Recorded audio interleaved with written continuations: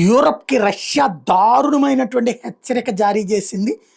Scoundrels అంటూ తిడుతూ హెచ్చరిక జారీ చేసినటువంటి పరిస్థితి ఇప్పుడు సంచలనం సృష్టిస్తోంది.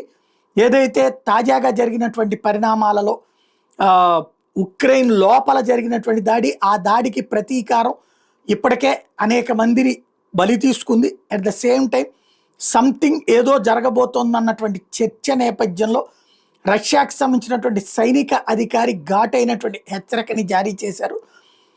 తీవ్రమైనటువంటి దెబ్బ ఉండబోతోంది. మా దగ్గర ఉన్నటువంటి క్షిపణుల సంగతి వాళ్ళకి ఎంతవరకు తెలుసో నాకు తెలీదు. ఆ దెబ్బ మాత్రం మామూలు రేంజ్‌లో ఉండదు అన్నటువంటి విషయాన్ని తేల్చి చెప్పారు.